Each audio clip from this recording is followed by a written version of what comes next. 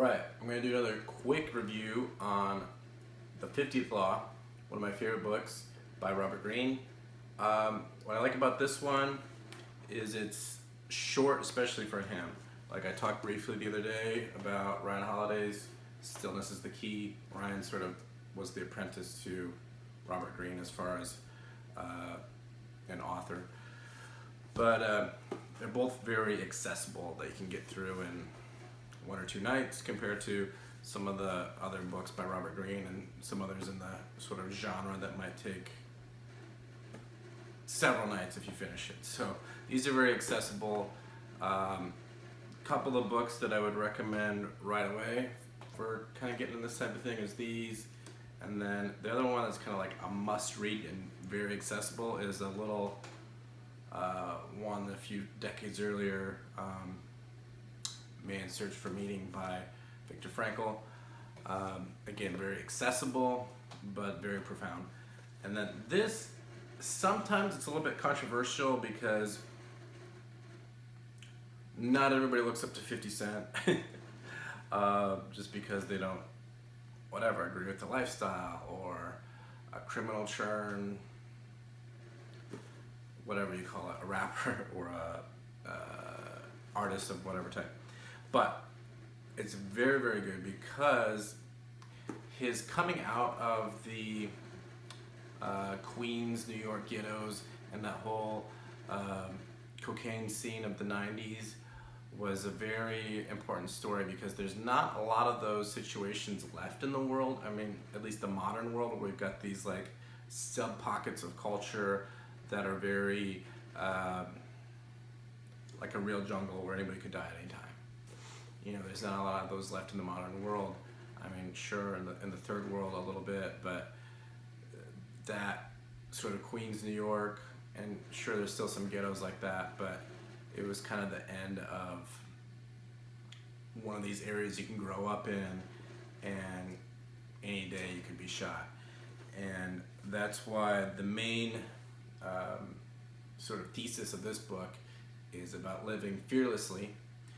And 50 actually did that once. He got shot 9 times by some rival drug person who meant to assassinate him, and he got shot once in the face there and was in the hospital for a long time and had a long recovery, and in the process he almost lost his whole, everything that he built up. And that gave him, more than anything, the fearlessness that he needed to launch his music career. The reason that's really important is because I think we should all be able to somewhat relate to that. Not that we're getting shot up all the time or even maybe have that kind of threat, but that, sometimes we act like it's the end of the world because I'm not getting what I want or whatever. But if you're not getting shot in the face, you're doing all right. Well, mainly because he took that whole situation and turned it into, he's multi-millionaire now, and so at least by some standards he's a smashing success. But mainly it's, I think, less directly about 50, but more of these like archetypes of those who can sort of transcend their situations where they seem like they will never make it in the world. There are at least a couple stories of those who made it from the slavery background, Frederick Douglass, I believe, and a couple others, and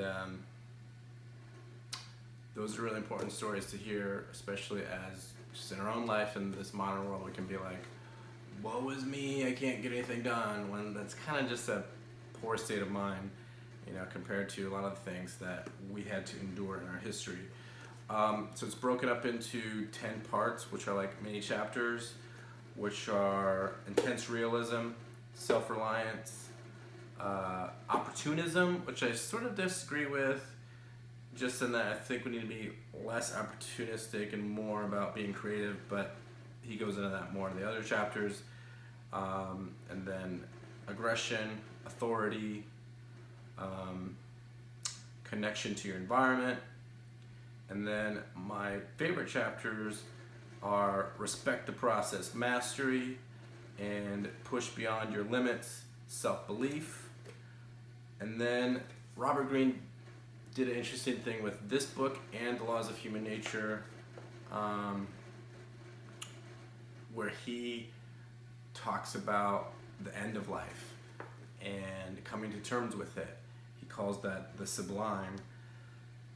And that's actually, if you're interested in Robert Greene, that's his 7th book that he's working on right now, is one about that very subject, the sublime, which I think is really, really, really important, as I think a lot of us have dealt with those situations and we didn't know how to deal with it because we're in denial most of the time. So I highly recommend this book, The 50th Law, Robert Greene, about 50 Cent.